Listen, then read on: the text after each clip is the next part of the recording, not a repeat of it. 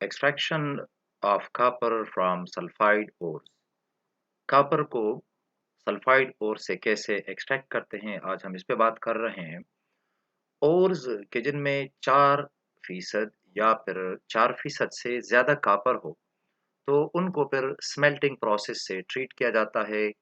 और अगर 4% से कॉपर की क्वांटिटी कम हो, यानी बड़ा पुअर ओर हो, तो फिर इसको हाइड्रो मेटलर्जिकल प्रोसेस से ट्रीट किया जाएगा। अब ये कैसे हैं, तो सबसे पहले हम स्मेल्टिंग प्रोसेस की बात करेंगे। कॉपर की एक्सट्रैक्शन के लिए दो मेथड्स इस्तेमाल होते हैं। कॉपर रिच ओर जो हैं, they are treated by metallurgical pyrometallurgical method, and those which are poor ores, they are treated by hydrometallurgical method. pyro आग को कहते हैं, और यहाँ पे हाइड्रोमेटलर्जिकल तो इसमें सल्फ्यूरिक एसिड का इस्तेमाल होता है। यहाँ पे हम इसे हीट करते हैं, तो ये हासिल किया जाता है इस तरीके से। पायरोमेटलर्जिकल एक्सट्रैक्शन के बुनियादी स्टेप्स मैं आपको बता दूं, और फिर हम डिटेल से वन बाय वन की बात करेंगे। Crushing and grinding. Crushing and grinding के लिए हम बड़े बाल मिल्स इस्तेमाल कर सकते हैं, और पाउडर फॉर्म में कॉपर ओर को कन्वर्ट कर दिया जाएगा। और इसके बाद जो है कंसंट्रेट किया जाएगा कॉपर ओर को, और इसके लिए हम इस्तेमाल करेंगे फ्रॉथ फ्लोटेशन प्रोसेस। अच्छा, इसके बाद फिर ओर की रोस्टिंग करते हैं, ये क्या है इस पे बात होगी। फिर स्मेल्टिंग भी एक प्रोसेस है जो हम कॉपर इस ट्रीटमेंट के दौरान पढ़ेंगे। स्मेल्टिंग के बाद फिर रिडक्शन है, कि जो आपके पास कॉपर ऑक्साइड आएगा, तो उसकी फिर रिडक्शन की जाएगी कि वो प्योर कॉपर में कन्वर्ट हो, और फिर उसकी हम इलेक्ट्रो रिफाइनिंग करते हैं। तो ये स्टेप्स हैं, डिटेल से हम अभी पढ़ने वाले हैं। तो चलिए सबसे पहले बात हो कि कॉपर के जो ओर्स हैं, क्रश्ड ओर, पाउडर्ड ओर, पल्वराइज्ड ओर, इसमें पानी डाल के, और अदर रिएजेंट्स कौन कौन से हैं इस पे हम बात अभी कर रहे हैं। वो रिएजेंट्स डाल के फ्लोटेशन टैंक में इनको डाला जाता है, और हवा की बबलिंग की जाती है। और इस बबलिंग के दौरान जो फ्रॉथ बनेगी वो सरफेस पे आ जाती है, और उसको हम कलेक्ट कर लेते हैं। मिसाल के तौर पे आप यहाँ पे देख रहे हैं कि वो फ्रॉथ बन रही है। ये फ्लोटेशन सेल है, एक ये, फिर ये, फिर ये झाग जो बन रही है, तो वो यहाँ पे आ रही है। और इसी झाग में कॉपर के ओर के बारीक पार्टिकल्स मौजूद हैं। तो अब हम आते हैं कि रिएजेंट्स जो होते हैं फ्लोटेशन सेल में, वो कौन-कौन से हैं और इनका मकसद क्या होता है। सॉल्यूशन को बेसिक बनाने के लिए मिल्क ऑफ लाइम का इस्तेमाल किया जाता है, या लाइम वाटर आप कह सकते हैं, कोई और बेस भी आप ऐड कर सकते हैं, बिकॉज़ बेसिक मीडियम में बड़े स्ट्रॉन्ग बबल्स बनेंगे। सरफेस टेंशन ऑफ वाटर को डिक्रीज करने के लिए हम ऐड करते हैं सर्फैक्टेंट्स, जो कि मॉडर्न डे जो डिटर्जेंट्स हैं, वो आप ऐड कर सकते हैं, सर्फ और व्हील और बोनस और इस तरह। अच्छा, इसके अलावा बबल की फॉर्मेशन के लिए पाइन ऑयल, तो सर्फ ये जो वो होते हैं हमारे पास जो डिटर्जेंट्स होते हैं, तो वो ऑलरेडी उनमें इतने रिएजेंट्स होते हैं कि वो बना सकते हैं बबल, तो वो डाल लेते हैं हम। पाइन ऑयल का एक और भी मकसद है, जो हम आगे बात करेंगे कि एमाइल जेंटेट कैसे काम करता है। स्ट्रेंथ ऑफ द बबल बढ़ाने के लिए, बबल की स्ट्रेंथ बढ़ाने के लिए मिथाइल आइसोब्यूटाइल कार्बिनोल हम ऐड करते हैं। और कलेक्टर केमिकल जो है, तो ये पोटेशियम एमाइल जेंटेट है। आज हम इस पे बात करेंगे कि ये काम कैसे करता है, कलेक्टर केमिकल कैसे काम करता है। पोटेशियम एमाइल जेंटेट, ये एमाइल ग्रुप जो है, तो ये एक हाइड्रोकार्बन चेन है। इसमें 5 कार्बन होते हैं, और इसका एक एंड जो हाइड्रोकार्बन वाला एंड है, तो वो नॉन पोलर है। तो नॉन पोलर है, तो that will be attracted towards pine oil, because जो पाइन ऑयल है, तो वो भी नॉन पोलर है। अच्छा, जो जेंटेट साइड है, वो इसका आयोनिक है, और it is attracted towards the chalcopyrite ore. जो चैल्कोपायराइट ओर है, उसके साथ इसकी बड़ी स्ट्रॉन्ग अट्रैक्शन होगी। जबकि एमाइल जो ग्रुप है, तो वो पाइन ऑयल में सॉल्युबल है, बिकॉज पाइन ऑयल भी नॉन पोलर और ये भी नॉन पोलर। तो है क्या, one end of the molecule is non-polar, while the other end is ionic. Ionic end is attracted towards the mineral, जो pyrite mineral है, और while non-polar that is hydrophobic, पानी इसको रिपेल करता है। तो वो एक्चुअली पाइन आयल में soluble है, it is attracted towards pine oil. Ionic and sticks to the pyrite while and leaves the iron pyrite. chalcopyrite को अटैच हो जाएगा, इसके साथ नहीं होता, और जो नॉन पोलर एन है वो पाइन ऑयल की जानिब अट्रैक्टेड होगा. Ionization of potassium amyl xanthate increases with increasing the pH. pH को अगर बढ़ा दिया जाए तो इसकी आयोनाइजेशन बढ़ेगी.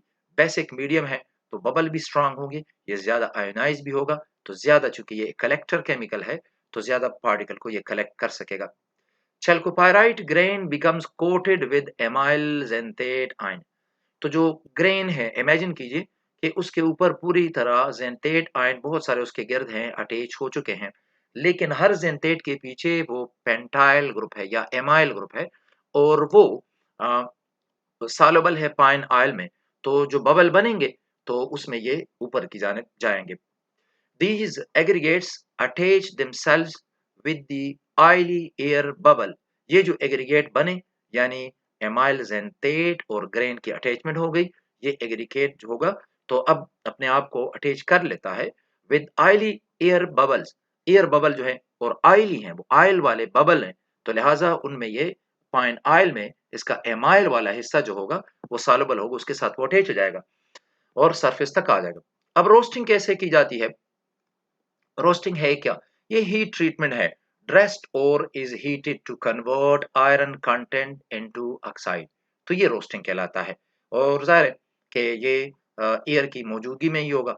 ये कॉपर आयरन पायराइट है, यानी इसको कहते हैं चैल्कोपायराइट, कैल्कोपायराइट एक्चुअली.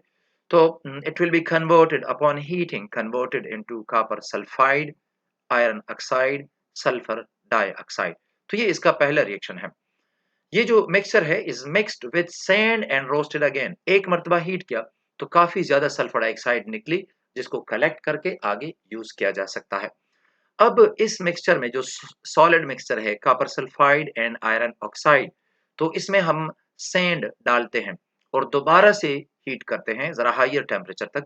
तो अब most of the iron is removed as liquid slag, यानी ज्यादातर जो आयरन होगा वो सिलिका के साथ मिलके बना देगा आयरन सिलिकेट. आयरन सिलिकेट या स्लेग जिसे हम कहते हैं, ये हल्का है तो लिहाजा सरफेस पे आ जाएगा और इसको हम आ, आ, जिसे हम कह सकते हैं वाइप आउट हम कर सकते हैं, वाइप ऑफ कर सकते हैं, स्किम कर सकते हैं, इसको कलेक्ट कर सकते हैं. आगे फिर इसकी आयरन सिलिकेट के यूजेस हैं फिर सीमेंट इंडस्ट्री में. एंड सम कॉपर सल्फाइड, ज्यादातर कॉपर सल्फाइड एंड सम बड़ी कम क्वांटिटी आयरन सल्फाइड की, that is left as molten mass. ये मॉल्टन मास होगा कॉपर सल्फाइड और बड़ी कम क्वांटिटी आयरन सल्फाइड, बिकॉज ज्यादातर जो आयरन सल्फाइड है वो कन्वर्ट हो चुका है स्लेग में और इसे हम मुसलसल रिमूव करते हैं. तो आयरन ऑक्साइड और सिलिका ये बाहर मिलके तो ये आयरन सिलिकेट बना दिया इसने. स्मेल्टिंग हम कैसे करते हैं? स्मेल्टिंग ओर को प्यूरिफाई करना या किसी चीज को प्यूरिफाई करना हाई टेम्परेचर ट्रीटमेंट है. ये मेल्टिंग से डिफरेंट है. मेल्टिंग का मतलब है कि एक सब्सटेंस को सॉलिड से लिक्विड में कन्वर्ट करना. स्मेल्टिंग का मतलब कि एक सब्सटेंस को या ओर को स्पेशली प्यूरिफाई करना by heating it. Sand, limestone, roasted ore, यानी ये हमारे पास जो रोस्टेड ओर आ गया है जब आपने हीटिंग की, ये और ये. अब हम लेते हैं सैंड, लाइमस्टोन यानी कैल्शियम कार्बोनेट और सिलिका, वो इस रोस्टेड ओर में डाल लेते हैं. अब ये बहुत हाई टेम्परेचर है. रोस्टिंग हमने इतने हाई पे नहीं की. बहरहाल ये हाई टेम्परेचर है और ये रिवर्बरेटरी फर्नेस है कि जिसमें हमने ये तीनों मिला के डाल दिए तो हमारे पास बनेगा कॉपर मेट. कॉपर मेट ये hard blast of air pass करके तो इसको इस तरीके से गर्म किया जाता है. कॉपर मेट बना, इसी कॉपर मेट से हम कॉपर हासिल करेंगे. जो रिएक्शन होते हैं इस रिवर्बरेटरी फर्नेस में तो वो ये है, आयरन और सिलिका मिलके आयरन सिलिकेट बनाएंगे. ये भी स्लेग है, लिक्विड स्टेट में आ जाएगा सरफेस पे. दूसरे रिएक्शन में आयरन सल्फाइड और ऑक्सीजन और सिलिका, इनका रिएक्शन हुआ, ये भी आयरन सिलिकेट या स्लेग. तीसरे रिएक्शन में आयरन सल्फाइड और ऑक्सीजन बाहर मिलके आयरन ऑक्साइड बनाएगा और सल्फर डाइऑक्साइड, और यही आयरन ऑक्साइड आगे सिलिका के साथ मिलके आयरन सिलिकेट बना सकता है. कॉपर सल्फाइड भी तो मौजूद है, तो कॉपर सल्फाइड ऑक्सीजन के साथ मिलके ऑक्साइड में अब ये कन्वर्ट हो गया है. कॉपर सल्फाइड जो है अब ये ऑक्साइड में कन्वर्ट हुआ, सल्फर डाइऑक्साइड यहाँ से एस्केप करती है और जो स्लैग है आयरन सिलिकेट का, तो वो हम रिमूव कर लेते हैं। तो जो कुछ बाकी बच गया है उसको हम कहते हैं कॉपर मेट। अब देखिए कॉपर सल्फाइड और कॉपर ऑक्साइड ये बना, और कॉपर सल्फाइड तो ऑलरेडी हमारे पास जो चैल्कोपायराइट है तो उसमें है कॉपर सल्फाइड, तो दोनों बाहम मिलके कॉपर बनाएंगे, सल्फर डाइऑक्साइड गैस रिलीज होगी। ये हमारे पास ब्लिस्टर्ड कॉपर होगा, बिकॉज ये जो सल्फर डाइऑक्साइड गैस जब इससे निकलती है तो इसके सरफेस पे जैसे छाले पड़ जाते हैं, तो ये इस तरह होगा। इसी को हम कहते हैं कॉपर मेट है ये। अच्छा, अब कुछ तो कॉपर होगा, लेकिन याद रखें कि अभी भी इसमें कॉपर ऑक्साइड भी है और कॉपर सल्फाइड भी है। रिडक्शन कैसे हम करते हैं? Blister copper is called so due to the broken या blistered surface see due to SO2 escape. यहाँ पे आप देख रहे हैं, यहाँ पे भी SO2 निकल रही है, ये भी निकल रही है, ये भी निकल रही है। तो ज्यादातर कॉपर तो आ गया, लेकिन हमारे पास स्टिल इसमें कुछ इम्प्यूरिटीज मौजूद हैं, कॉपर ऑक्साइड के फॉर्म में, कॉपर सल्फाइड के फॉर्म में, इवन आयरन भी मौजूद होगा आयरन ऑक्साइड और सल्फाइड के फॉर्म में। इसको फर्दर प्यूरिफाई किया जा सकता है 98% प्योर, और it contain oxygen in the form of copper oxide, it contain small quantity of iron oxide as well. तो इसमें से नेचुरल गैस जो है वो हम पास करते हैं थ्रू मॉल्टन ब्लिस्टर कॉपर, और कहाँ पे? एनोड फर्नेस में। यानी ये एनोड फर्नेस क्या है, इसमें इस पे हम नेक्स्ट लेक्चर पे बात करेंगे। तो एनोड फर्नेस एक फर्नेस है कि जिसमें बड़े-बड़े ब्लॉक्स बनाए जाते हैं इस कॉपर के, और इस ब्लिस्टर्ड कॉपर के बड़े-बड़े ब्लॉक्स को आगे इलेक्ट्रोलिसिस में एनोड के तौर पे इस्तेमाल किया जाएगा। और इस दौरान नेचुरल गैस भी इससे पास की जाती है ताकि कॉपर की जो प्यूरिटी है वो बढ़ाई जा सके। कॉपर का जो फ्लेम टेस्ट है तो वो ब्लू फ्लेम इसका आता है। अगर आप कभी कॉपर वायर लें और उसको फ्लेम में रखेंगे तो वो फ्लेम ब्लू हो जाता है।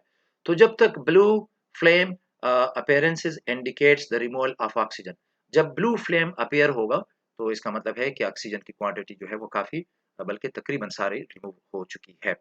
तो ये मैं आपको बता दूं, लेकिन ये है ब्लिस्टर्ड कॉपर 98% प्योर, और एनोड फर्नेस में मॉल्टन ब्लिस्टर्ड कॉपर से नेचुरल गैस पास की जाती है। ये आया ब्लिस्टर्ड कॉपर, इधर भी ब्लिस्टर्ड है इधर भी है, लेकिन 98% प्योर और 99 आगे फिर इलेक्ट्रो रिफाइनरी में ले जाया जाता है और इसको फिर 100% प्यूरिफाई करते हैं। तो वो इंशाल्लाह हम नेक्स्ट लेक्चर में पढ़ेंगे।